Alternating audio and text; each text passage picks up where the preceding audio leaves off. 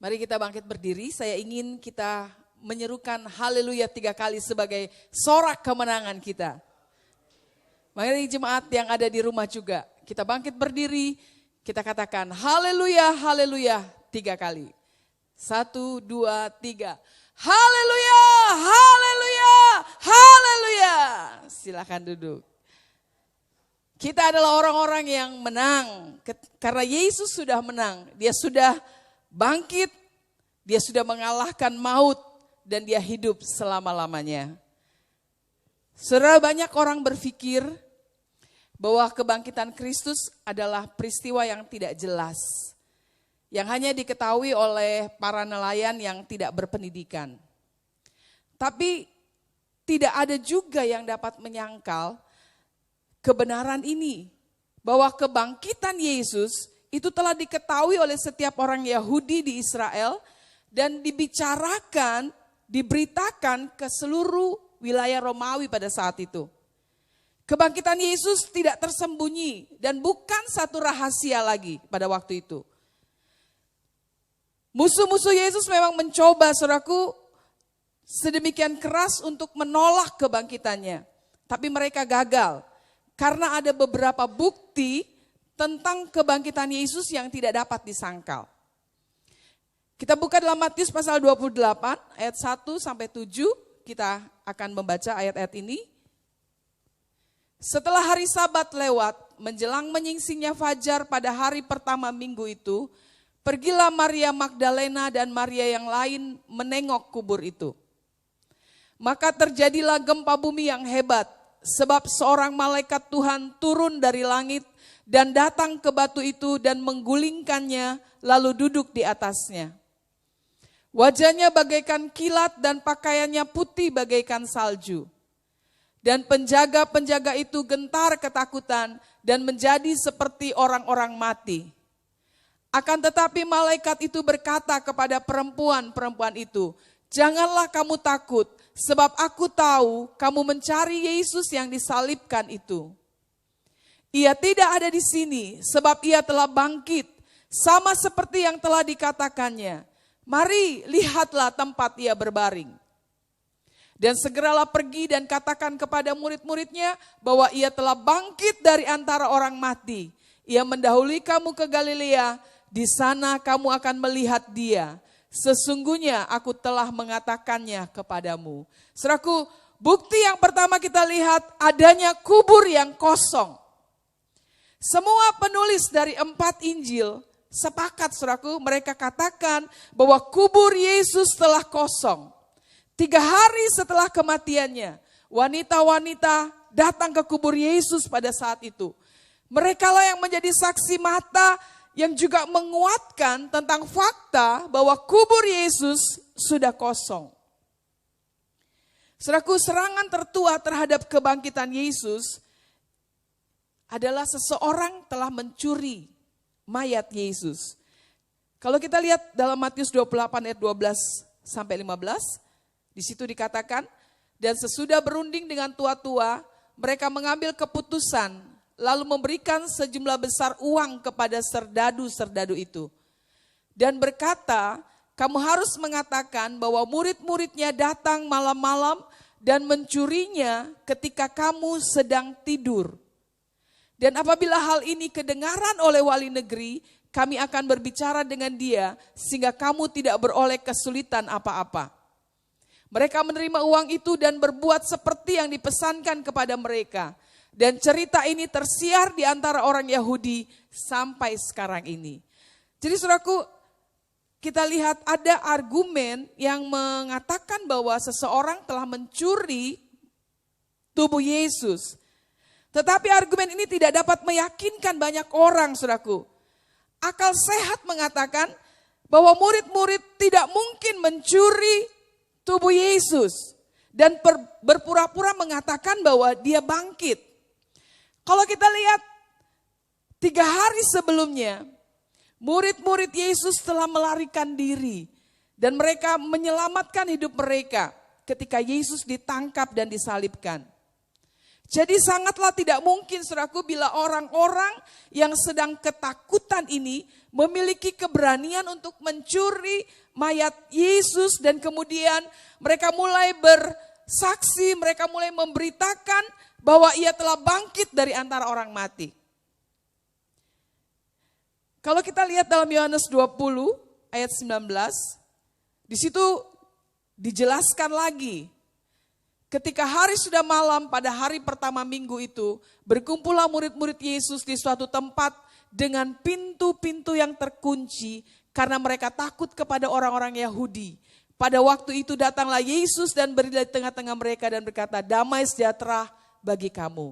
Nah kita lihat, murid-murid pada saat itu mereka sangat ketakutan, bahkan mereka menutup segala pintu-pintu dalam ruangan di mana mereka berkumpul. Itu sebabnya tidak ada seorang pun dari murid-murid Yesus yang memiliki keberanian untuk melawan pemerintah Romawi pada saat itu dan mencuri mayat Yesus. Dan ini adalah satu fakta yang tidak bisa kita abaikan, saudara. Kalau kita lihat mungkin tersangka lainnya kita dapat menuduh bahwa yang mencuri mayat Yesus adalah musuh-musuhnya. Yang pada saat itu adalah para imam kepala dan para pemimpin agama. Yang memang sangat mengharapkan kematian Yesus. Karena mereka sangat terancam dengan sistem agama mereka selama ini dengan kehadiran Yesus. Sehingga mereka berusaha keras untuk menyingkirkan fakta bahwa Yesus sudah bangkit. Kita lihat dalam Matius pasal 27 ayat 63 sampai 64. Dan mereka berkata, Tuhan, kami ingat bahwa si penyesat itu sewaktu hidupnya berkata, sesudah 3 hari aku akan bangkit. Karena itu perintahkanlah untuk menjaga kubur itu sampai hari yang ketiga.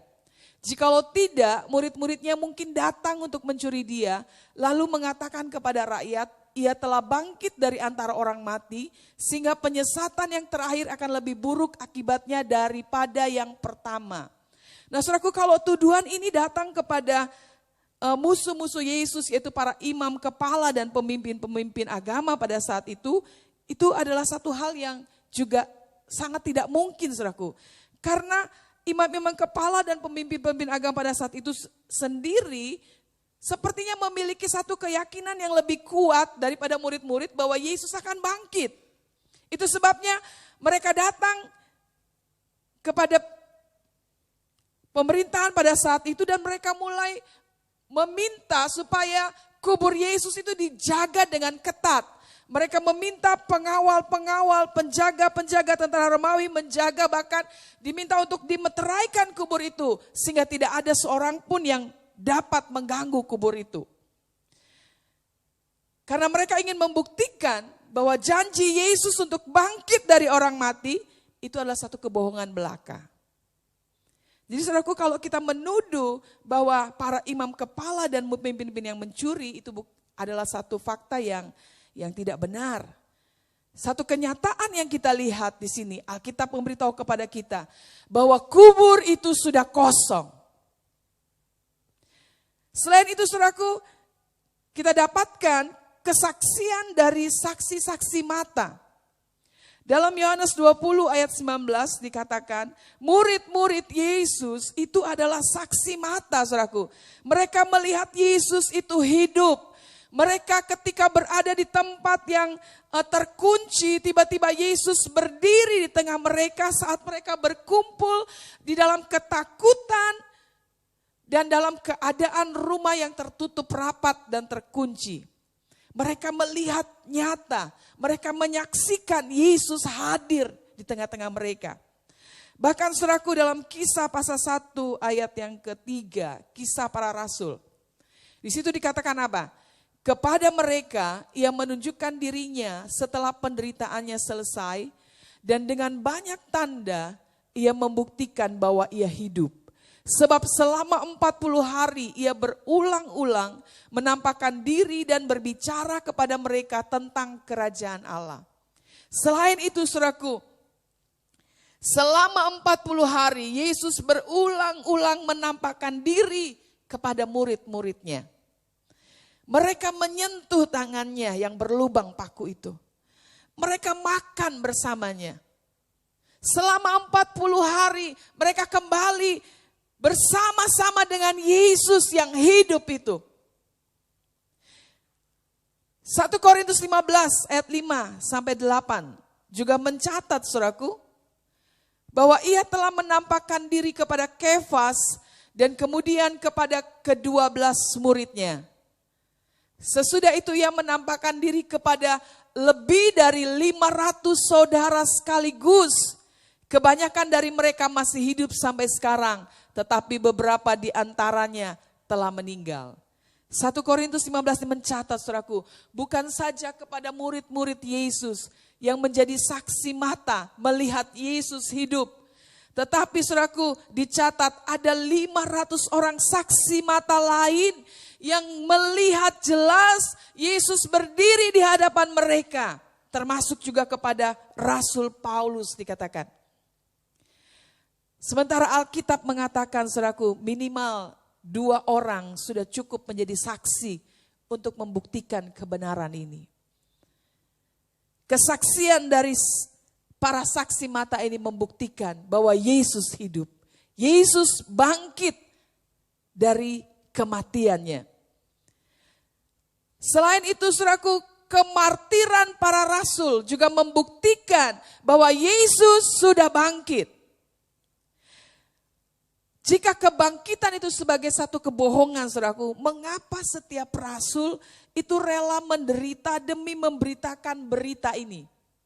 Bahkan mereka rela mati daripada menyangkal kebenaran ini saudaraku. Kalau kita lihat sejarah mencatat saudaraku, orang-orang ini mati karena mereka berkata bahwa mereka adalah saksi dari kebangkitan Yesus dari antara orang mati. Saya mencatat di sini saudaraku beberapa. Misalnya Yakobus anak Zebedius, dia mati dipenggal kepalanya. Matius mati dengan cara dipenggal kepalanya. Yakobus saudara Tuhan Yesus dilemparkan dari atas atap bait suci. Kemudian disesah sampai mati. Matias dirajam batu dan dipenggal kepalanya. Andreas disalibkan. Markus diseret sampai mati. Petrus disalibkan dengan kepala di bawah. Paulus dipenggal kepalanya. Yohanes saudaraku dimasukkan dalam bejana berisi minyak mendidih. Dan kemudian dibuang ke Pulau Patmos. Thomas ditombak dan dilemparkan ke tungku perapian. Jadi saudaraku kalau kita lihat, mereka rela mati dengan satu penderitaan yang luar biasa. Mereka melewati penderitaan yang sangat mengerikan saudaraku, karena mereka berkata Yesus bangkit dari antara orang mati. Mereka membawa berita bahwa Yesus sudah bangkit dari antara orang mati. Mereka tidak mati demi sesuatu yang mereka tidak lihat. Tapi karena mereka melihat dan memberitakan Yesus yang bangkit dari kubur. Sehingga mereka harus mengalami kematian yang mengerikan. Seperti itu saudaraku. Perjumpaan mereka dengan Yesus yang sudah bangkit itu mengubah hidup mereka. Dari hidup yang penuh dengan kelemahan. Dari hidup yang penuh dengan ketakutan, keraguan. Mereka menjadi orang-orang yang tidak pernah takut akan kematian dan penderitaan sekalipun. Dan mereka membuktikan hal itu saudaraku.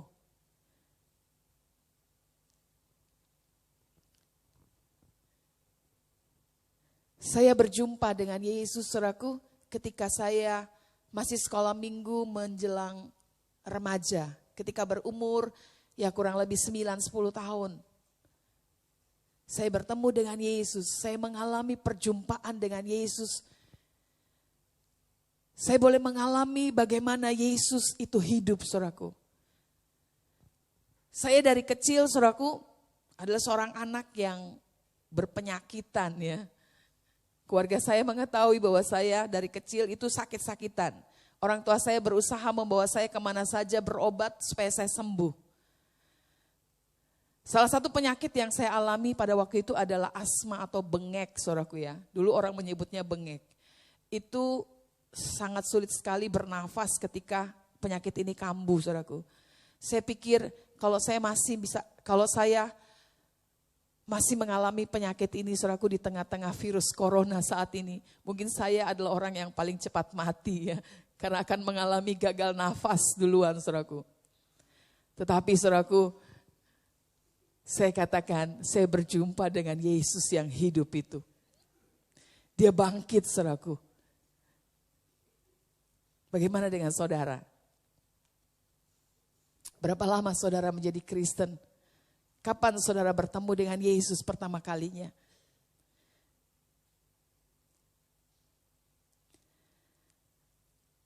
Saudaraku, dalam Matius pasal 28 ayat 17. Di situ dikatakan, saudaraku, ketika melihat dia, mereka menyembahnya. Tetapi beberapa orang ragu-ragu. Ternyata, saudaraku, ada orang-orang yang walaupun sudah menjadi saksi mata, mereka melihat Yesus yang hidup dan bangkit itu, tapi mereka masih saja ragu, saudaraku.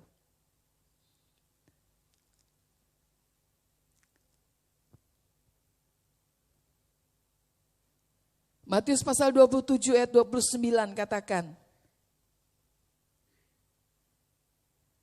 ketika Yesus berjumpa dengan Thomas, saudaraku. Thomas yang ragu melihat Yesus sehingga Yesus harus katakan, mari Thomas lihat dan cucukkan tanganmu kepada tanganku yang sudah berlubang paku ini.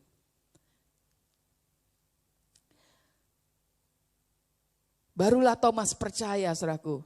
Tetapi saudaraku, kemudian Yesus katakan, engkau percaya karena engkau sudah melihat. Tapi berbahagialah orang yang percaya tapi tidak melihat. Saudaraku, apakah engkau saat ini ragu kepada Yesus?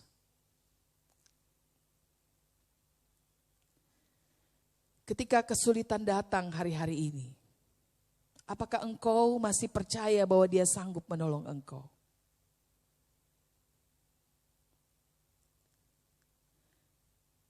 Tiga bukti ini saja, saudaraku, sudah cukup menyatakan bahwa Yesus bangkit. Dia hidup, saudaraku, sampai sekarang dan untuk selama-lamanya.